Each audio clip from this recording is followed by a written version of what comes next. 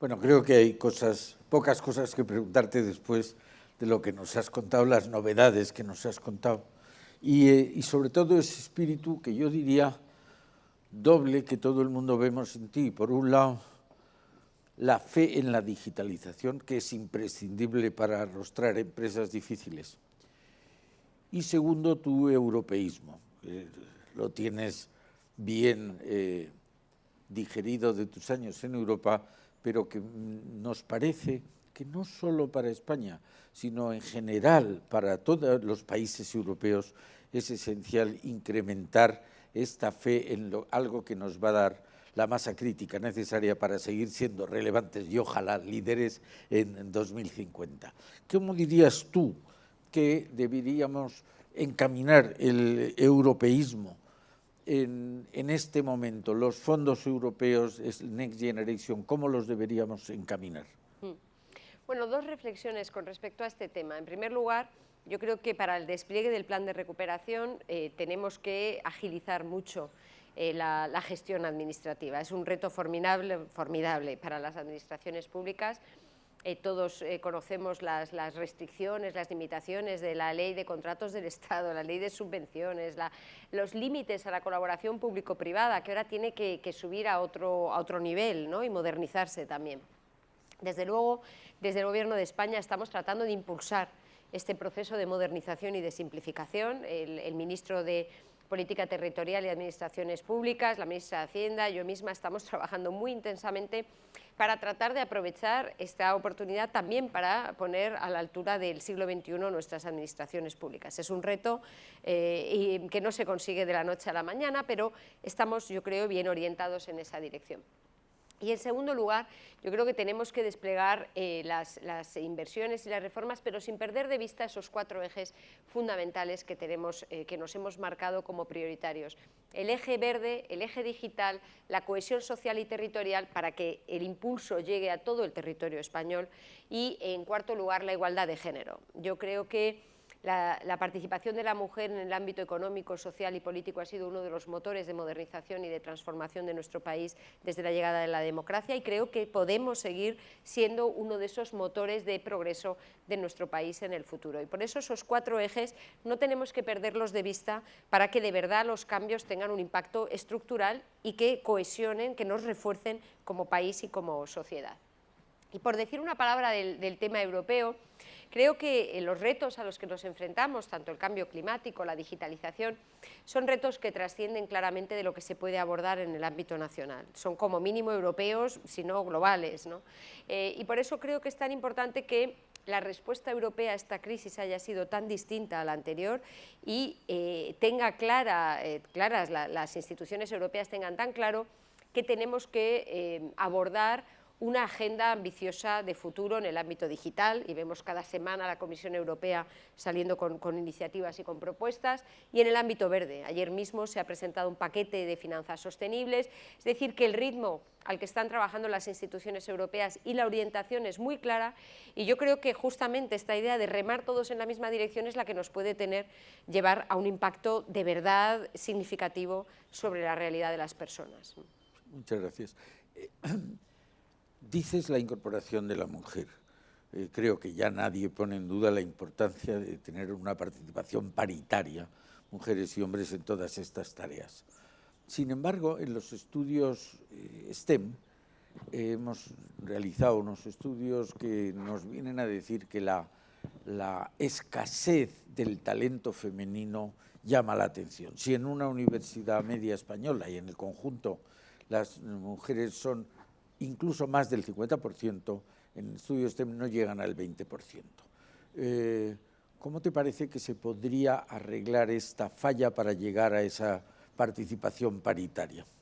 Sí, es uno de los temas que a nosotros más nos preocupan, porque se está produciendo esa revolución digital y no puede ser que las mujeres se queden descolgadas de los puestos de calidad que se van a crear en los próximos años. Y para eso, lamentablemente, no llega con actuar en el ámbito universitario o en el ámbito de la cualificación profesional ya en el puesto de trabajo, es que tenemos que empezar desde abajo, tenemos que empezar con los modelos que inspiran a las niñas. vemos que es entre las edades de 6 u 8 años, cuando de hecho las niñas creen entender que el mensaje que les llega es: esto no es para ti.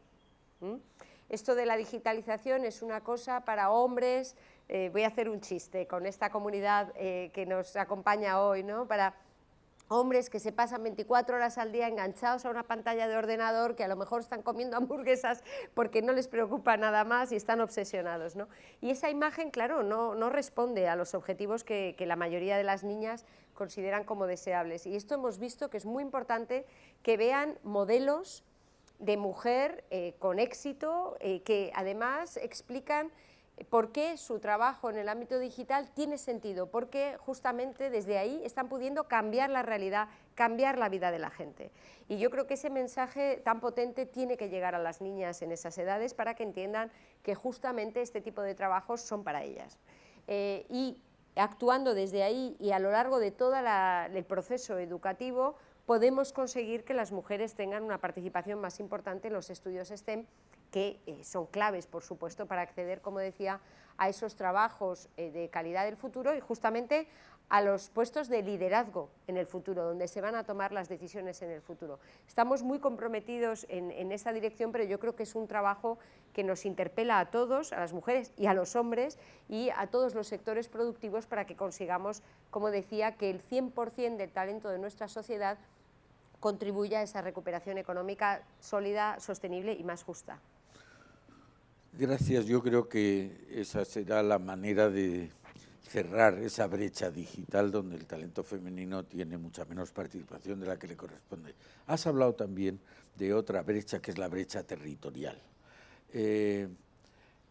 Evidentemente España es un país muy difícil, es un país muy grande dentro de la Unión Europea, es un país, la orografía muy montañosa, no facilita el despliegue de redes, pero tenemos una obligación moral para que eso llegue a todos. Y yo creo que se conoce perfectamente la necesidad de que ahí también haya colaboración público-privada, porque desde el punto de vista puramente empresarial no sería rentable, y sin embargo no podemos subordinar a la rentabilidad el que consigamos devolver esa estabilidad demográfica a España. ¿Qué reformas crees tú que deberían hacerse para conseguir cerrar esa brecha?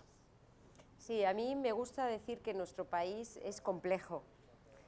Y un alcalde, bueno, como estamos hablando de temas territoriales, yo creo que está bien citar al presidente de la Federación de Municipios y Provincias. Cuando estábamos hablando y le dije, este es un país muy complejo desde el punto de vista territorial, desde el punto de vista social, incluso político, ¿no? Me dijo una frase que me parece que está muy bien traída, ¿no? Que dice, bueno, si no, lo gobernaría cualquiera. Y me parece que está muy bien visto que este es un país que exige un esfuerzo especial en términos de escucha y de diálogo, porque las sensibilidades de los distintos territorios, las especificidades de los distintos territorios, los puntos de vista de los ciudadanos en nuestro país son muy diversos, y por eso tenemos que tener un grado superior, yo creo que en a lo mejor otros países más homogéneos, de escucha, de respeto y de comprensión, ¿no? Para tratar de gobernar y de liderar este país. Y desde este punto de vista yo creo que es muy importante esta sensibilidad por la cohesión social y territorial. Estamos en Madrid, pero es importante ser conscientes de que España no se termina en Madrid, ¿no? Y que hay unas partes importantes de nuestro territorio que se han venido despoblando, en las que los jóvenes no tienen oportunidades de desarrollar una vida plena, y por eso el plan de recuperación presta una atención tan importante a la vertebración social y territorial de nuestro país, empezando por la conectividad. La conectividad digital son las autopistas del futuro, ¿no? Y nos estamos centrando mucho en esas inversiones que nos permitan llegar en 2025 a que el 100% de la población española en cualquier parte del territorio tenga acceso a la velocidad de 100 megabits por segundo y, por tanto, que puedan desarrollar sus proyectos vitales y profesionales.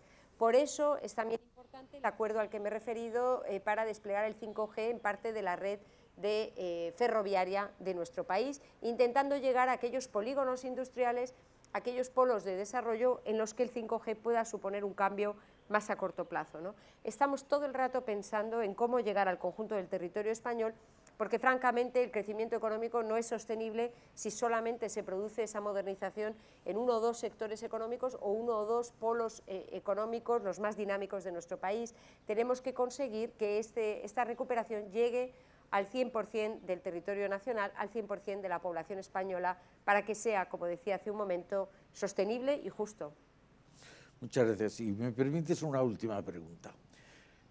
Estamos hablando de vivir digital, estamos hablando de un nuevo modo de vida que ya en parte ha entrado, pero para el que todos pensamos que es esencial la confianza de la ciudadanía, absolutamente esencial. Y hoy por hoy, pues hay todavía, también podríamos hablar de brechas de confianza. ¿Qué medidas piensas que se podrían tomar para solventar este problema capital de la confianza de la ciudadanía en el sistema? Bueno, yo creo que desde hace 3 años, desde luego por lo que respecta a la política económica, hemos tenido una hoja de ruta muy clara, conocida, anunciada, y eso genera confianza. El momento en el que desde el Gobierno decimos claramente lo que queremos hacer, ponemos el dinero donde está nuestra palabra, ¿no?, como se dice en inglés, ponemos las inversiones y nuestros esfuerzos en esa hoja de ruta y cumplimos lo que vamos anunciando, yo creo que eso genera confianza. Genera confianza de inversores internacionales que confían en España, como vemos cada semana en las subastas de deuda pública y en las operaciones de inversión tan importantes que se han anunciado en nuestro país. Genera confianza en los ciudadanos y las empresas españolas. Y la verdad es que desde hace 3 años, en el ámbito de la digitalización, hemos marcado esa hoja de ruta. El 23 de julio del año pasado, en paralelo con la respuesta a la pandemia, anunciamos la Agenda España Digital 2025. Hemos publicado 7 planes detallados que explican cuál es ese roadmap, esa hoja de ruta, ese camino de la digitalización. Digitalización de las administraciones públicas, digitalización de las pymes, competencias digitales, la Estrategia Nacional de Inteligencia Artificial, España como hub audiovisual líder en Europa, el 5G y la conectividad, ¿no? Hemos cubierto los 7 elementos básicos que nos llevan a liderar ese proceso de digitalización. Por cierto, que nos han dado un premio precisamente por esos planes de digitalización. Y con esos 7 planes y los componentes del plan de recuperación vamos actuando en plena coordinación y buen entendimiento con las empresas del sector privado, porque no puede ser de otra manera, tenemos que fomentar la colaboración público-privada. Vamos cumpliendo ese calendario y cumpliendo los anuncios que vamos haciendo. Y yo creo que esa es la mejor forma de generar confianza, de movilizar inversión y, en definitiva, de avanzar todos juntos en una dirección que, como decía antes, tenga de verdad un impacto real sobre la economía y la sociedad de nuestro país. Y yo creo que lo estamos viendo, ¿no? Ante nuestros ojos se va haciendo realidad ese proyecto, esa hoja de ruta, con confianza y con esperanza de que juntos podemos conseguirlo. Pues muchísimas gracias, muchas gracias por tu tiempo y especialmente por tus palabras. Gracias. Muchas gracias a vosotros.